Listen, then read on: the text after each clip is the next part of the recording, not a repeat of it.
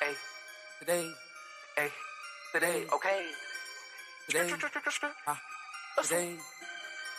today, squeeze me out, today, today, hey, yeah, today, hey, today, okay. I'ma get money today, today, today, okay. Today, okay, I'ma get money today. I bust a bow down today. I bust your down today. Okay, hey, today, hey. Hopefully y'all can hear me. What's up, Promise Mangum? We are out here, Promise Mangum. Bankshot. You already know what it is. Hey, we're doing it real big on Behind the Business. Behind the Business with Promise Mangum. Hey, first show. Doing it. Waiting on my guests to show up, but we're doing real big things, and yeah, I thought this was a perfect opportunity, perfect time to build up community, and talk about things that I think what's happening in the esports world. You know, I'm just trying to do stuff with basketball, trying to do stuff with esports, and both industries are very in a weird space, very weird space right now.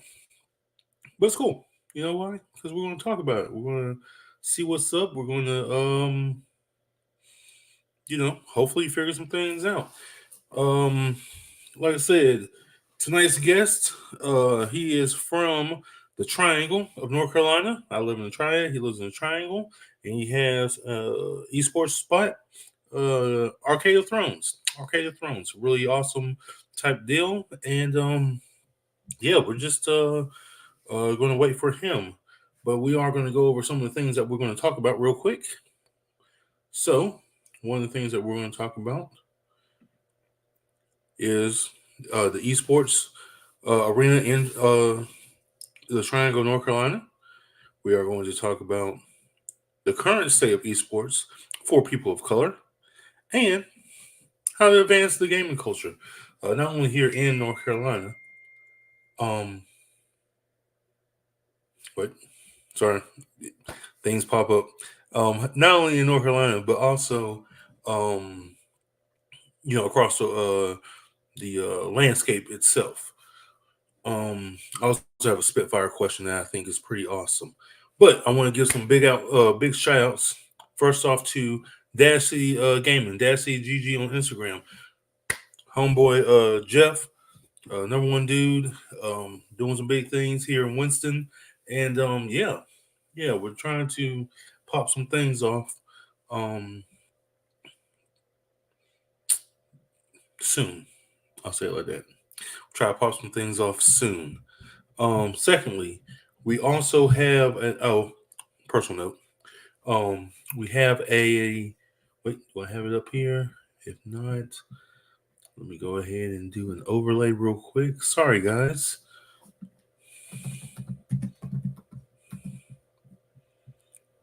Of course not.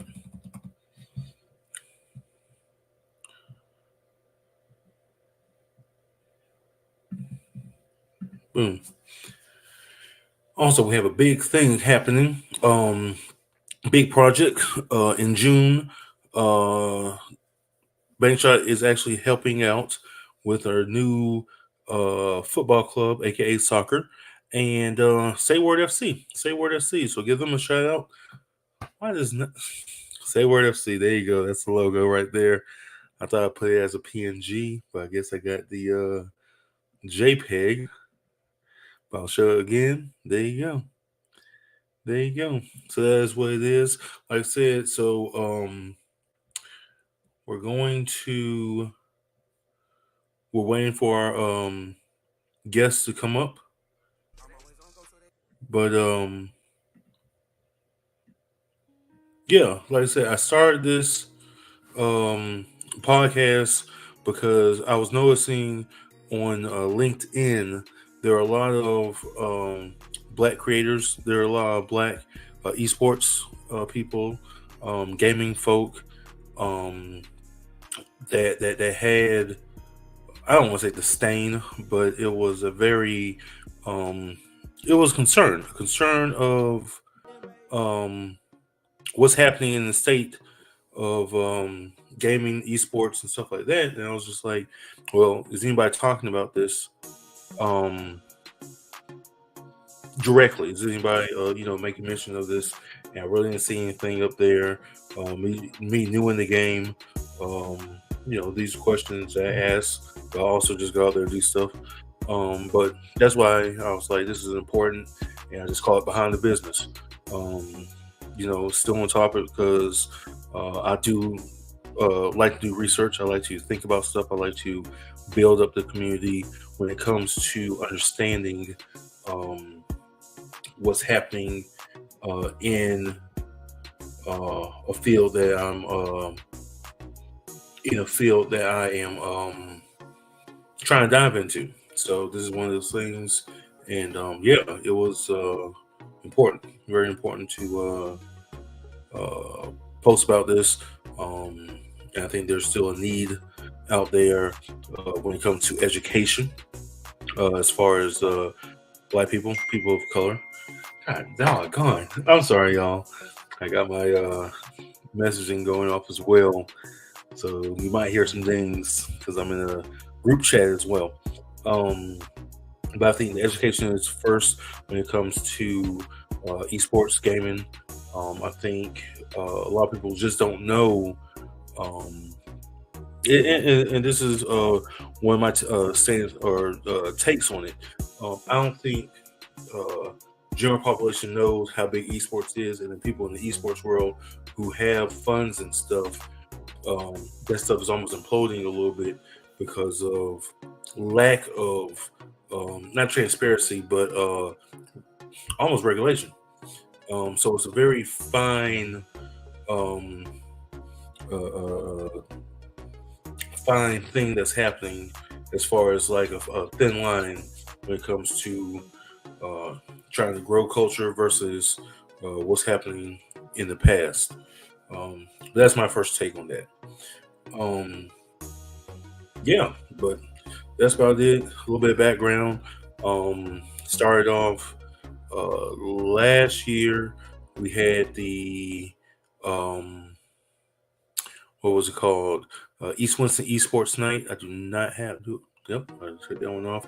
We had the East Winston Esports Night, where we helped young people in the community of Winston-Salem. Just expose them, high schoolers, expose them to esports, and hopefully get somebody to go to college and go out for an esports curriculum or esports degree. We did that for about 6 months. Tremendous numbers. I think we had about 200 students come through, play various games. It was very challenging because one of the biggest things that we had to do was make sure that gun games were not involved in the curriculum. So no Fortnite, none of those type deals. We didn't have no fighting games, so it was all sports related games. Interesting fact: Some of these kids are good. I'm gonna be real.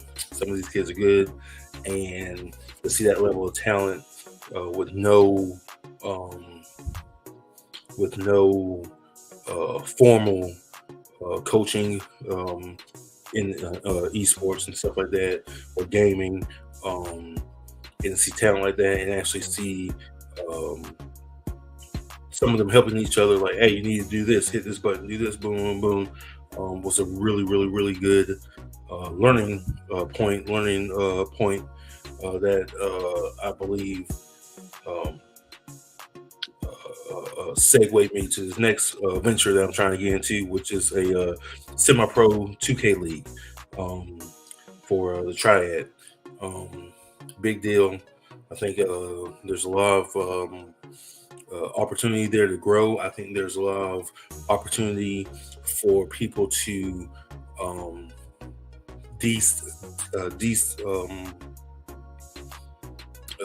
destigmatize what's happening in the esports realm. So, yeah.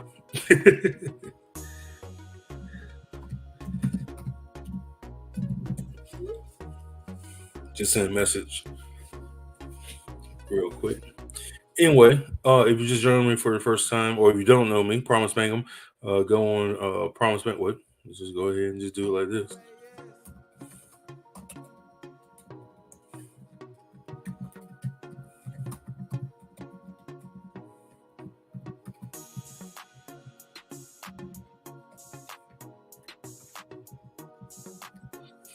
You want to find out all about me? Just go to promisebang.com. There you go. promisebang.com. We have all the insights, some of the projects we worked on, and yeah, just making sure that we keep things going and pushing forward. So let me.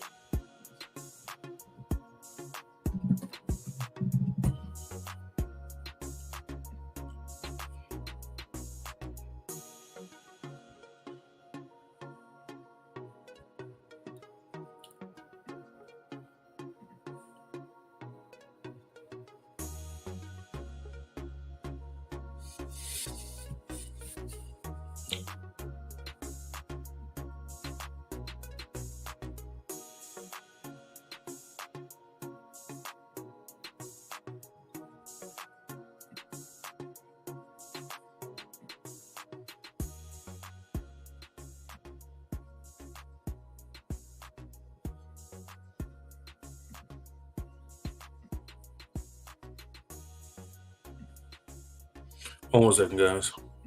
Okay.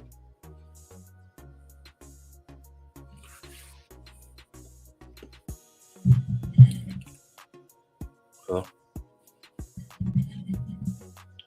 Hello?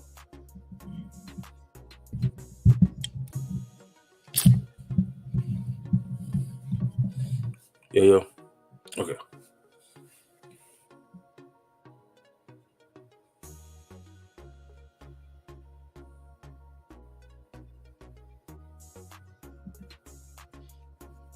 So like I said, 2 minutes we'll have so waiting for my guest real quick.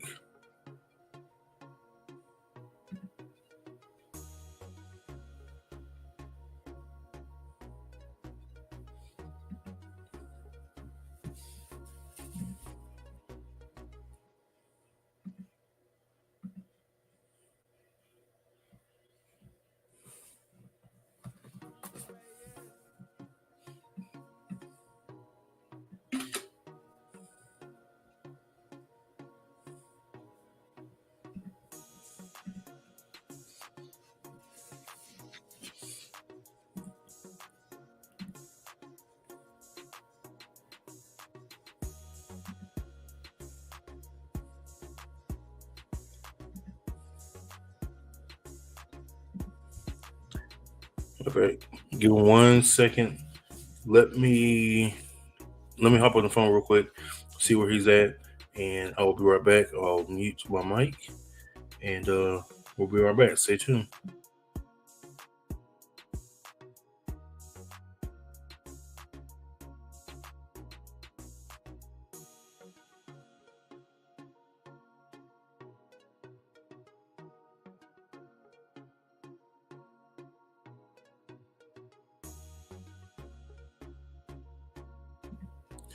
I ain't leaving on the loop.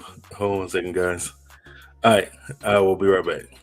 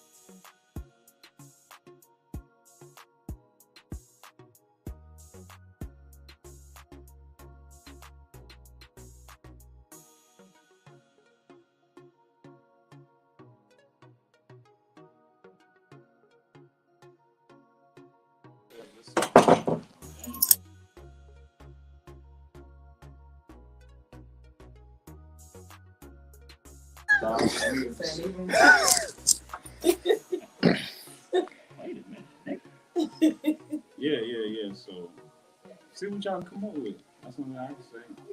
Make your juice stronger. These motherfuckers ain't gonna fuck, bro. That's where the truth comes from. Because I'm on mute.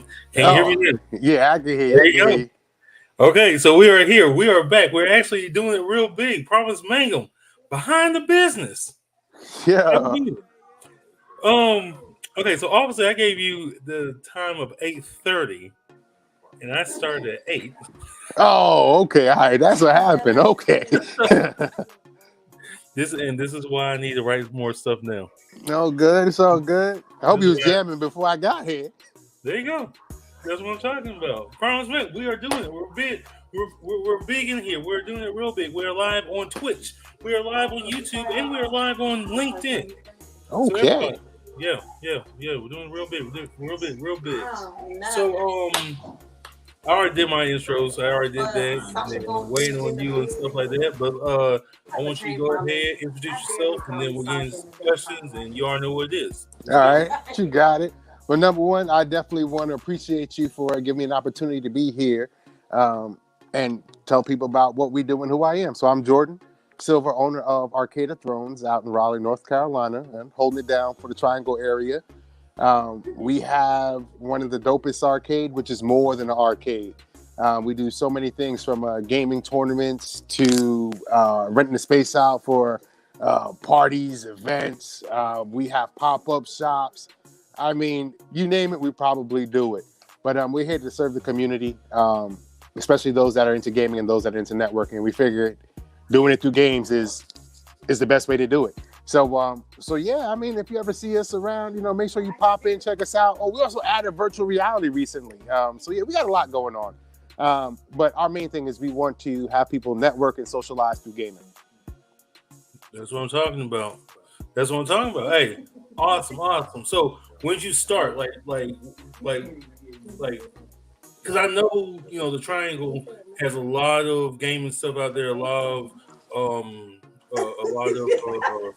of production houses out there. I think Red Hat's out there. I think there's like a couple other people who actually make games. Epic. I think Epic. Yep. We have Epic out here. Yeah. There's Epic. They're out in Cary. There's another one that runs with Epic. There's two of them out here. Then Red Hat just gotten into recently. So yeah, I mean, it's the esports and gaming is becoming bigger and bigger here out in the Triangle area. I know they're pouring a lot of money into it. I mean, PNC Arenas had quite a few tournaments. I think they had a huge one maybe a month or two ago. So I'm just seeing things change over the last 5 to 6 years, and we opened up in 2018. So to see where things are now in 2022, 2023, like they weren't having big tournaments here. I think they had an Apex. Was it the Apex? Yep. Yeah, it was a 3-day weekend joint that they had out here. And I think the pot for that was $12 million that they were giving away in prize money. So wait a second. So we got in the first question of we're talking about the esports in your arena in the Triangle.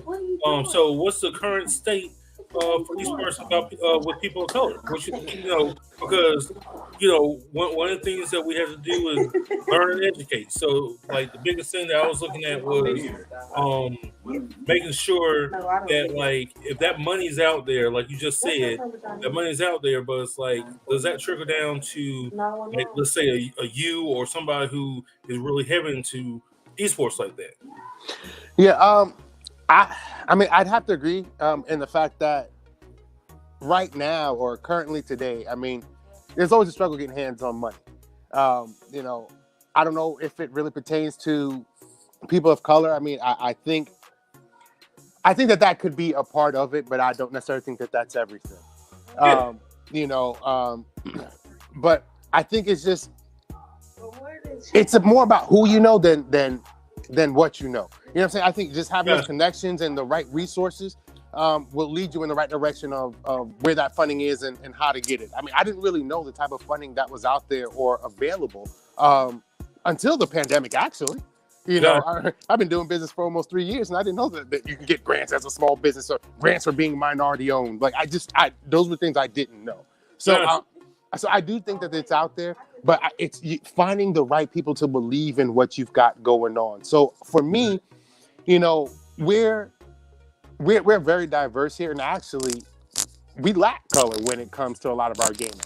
One of our biggest tournaments here is Smash Brothers, and it's predominantly, not many African American individuals or people there of color. So I mean, we're sprinkled in, but that's fine. But when you're talking 2K and Madden, you have a tendency to find a little more of individuals or people of color that are there, but that seems to be harder to get the money into because they can easily access the same things online. Like, why leave home?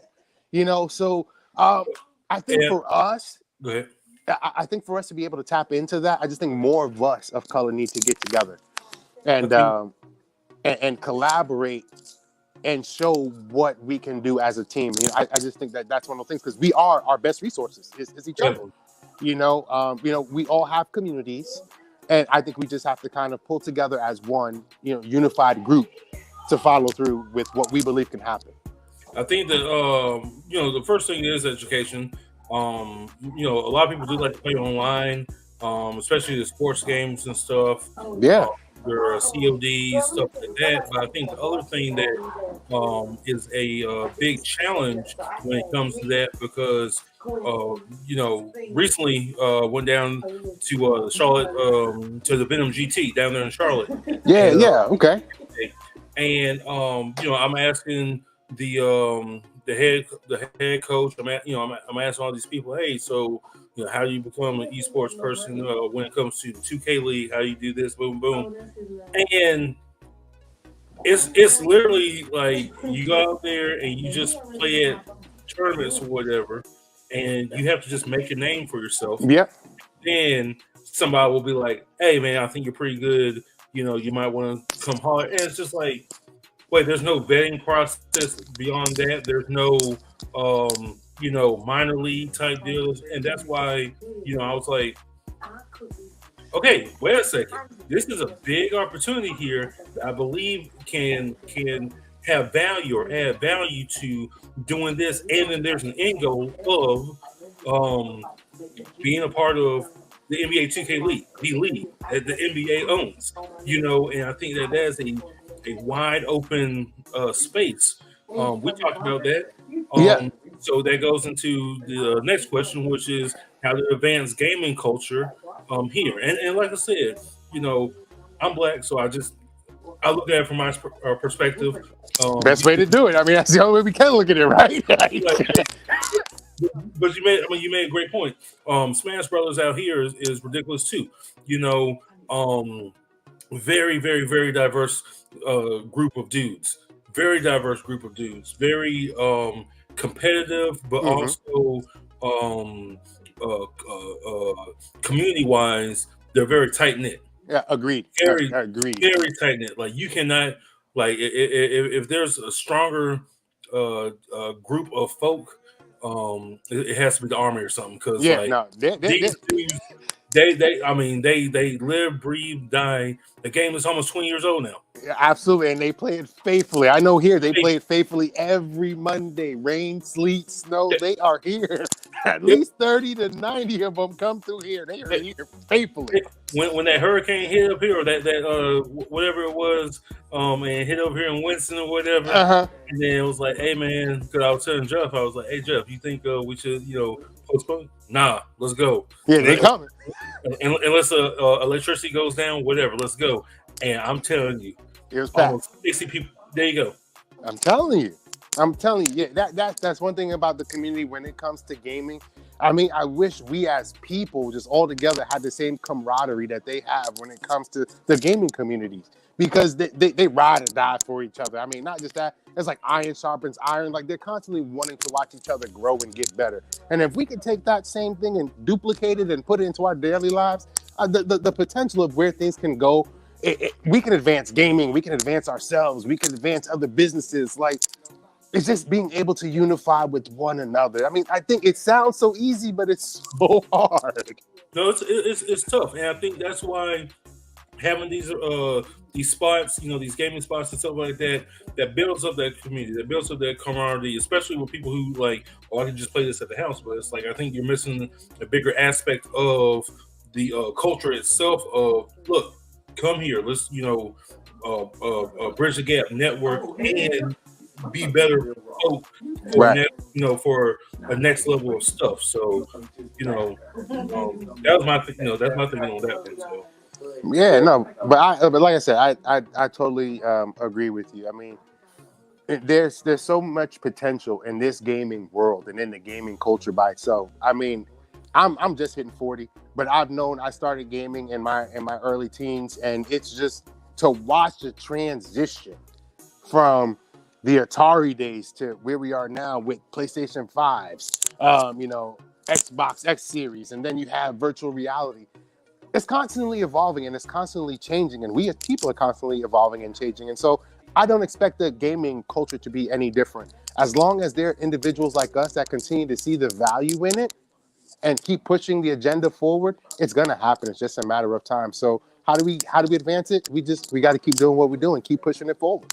Do you think the speed of technology? You think the speed of technology is actually not? It's making that community a little bit less, able to keep up with stuff because technology is always coming out, boom, boom, boom.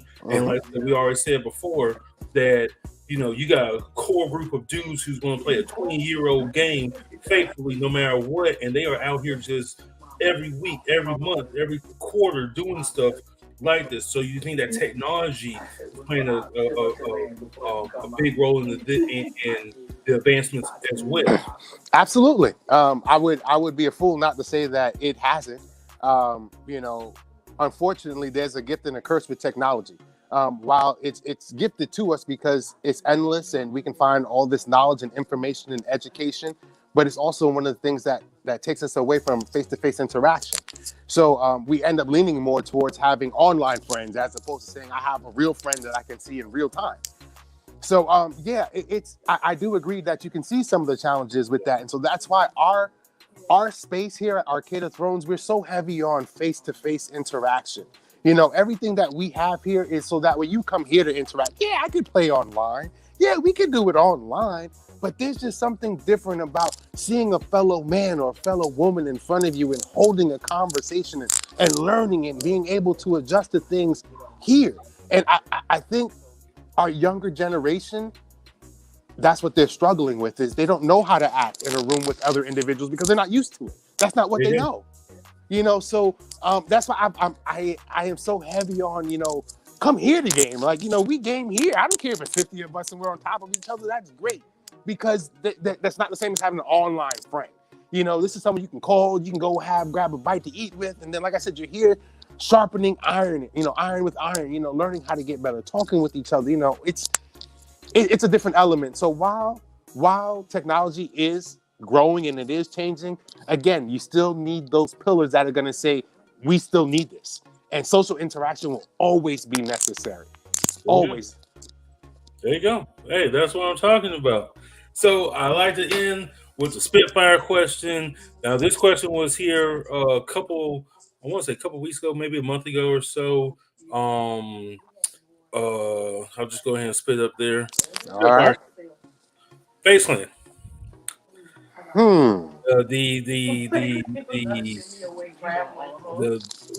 What's happening with FaZe Clan? Their not demise, but it's like there's a lot of things that are just not looking good. Okay. With a lot of aspects, whether it's on a cultural standpoint on certain things, whether it's on that business standpoint because they were a public traded, or they are a public traded company, and them numbers just didn't look good after a couple months. What is your take on that? Because I got a few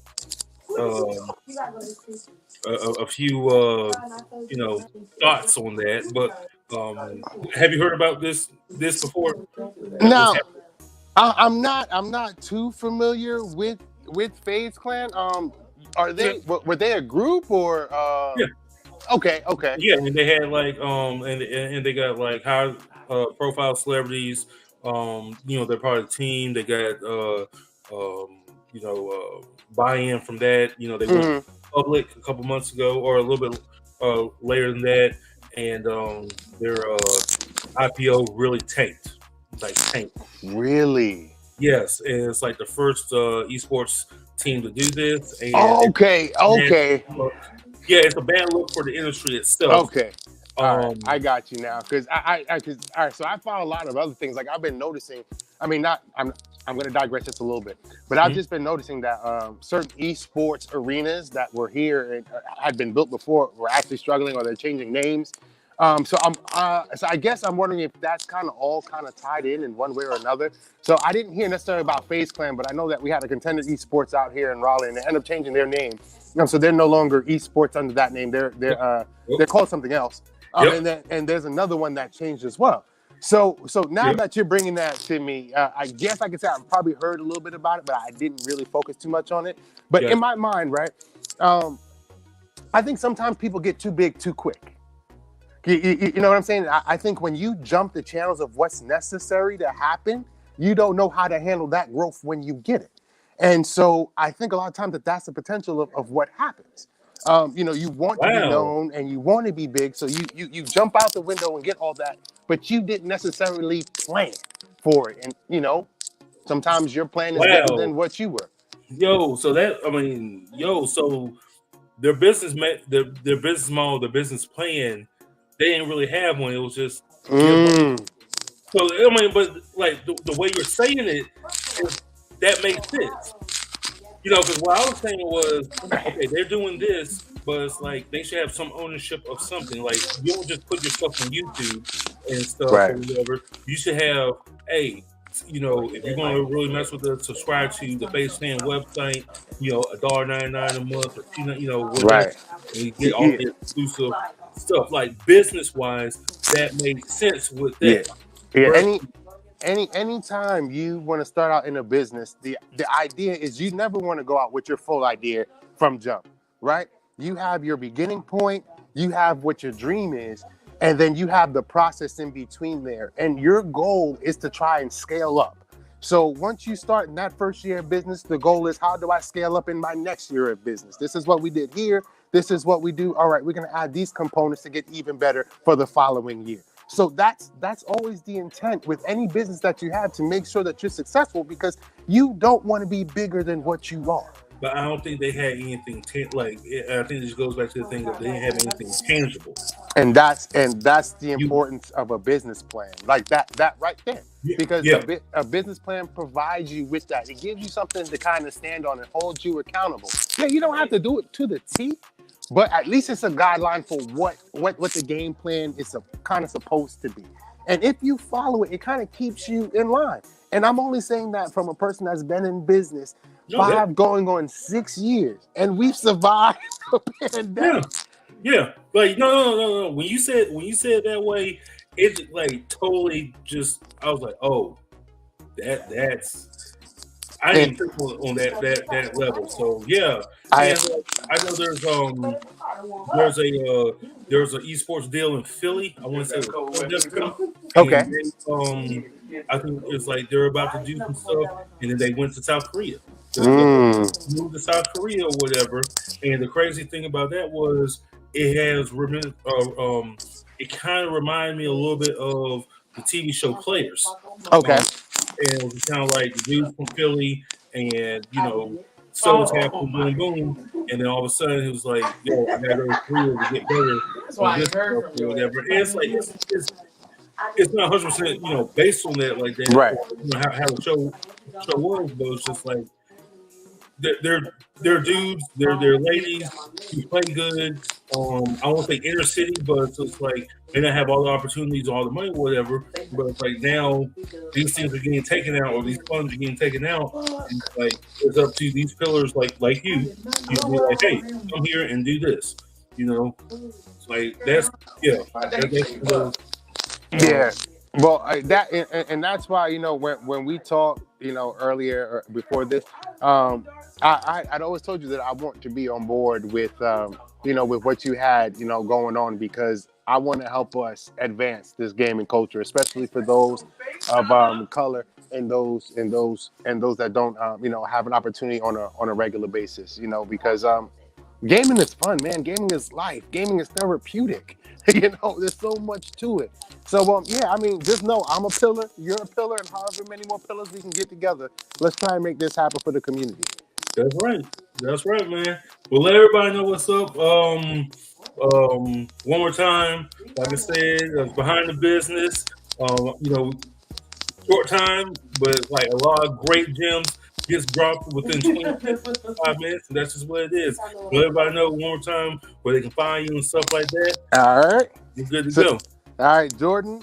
Everything that you could think of, we are on Arcade of Thrones, Arcade of Thrones IG, Arcade of Thrones Facebook, arcadeofthrones.com is our website. And you can check us out at the building itself, Arcade of Thrones, 399 Hubert Street. If you're around tomorrow, we got adult game night. Hope to catch you there. I think it's going to go down too. Oh, it is. It's going down. Hey, I've been seeing your stuff on IG. I know. And we trying to keep it live, man. It's a 2-hour drive. I just cannot make, but I got understand. you. Don't worry. We're going to get you out here one time. We're going to find something to We'll get be you out out there. here for that 2-hour drive.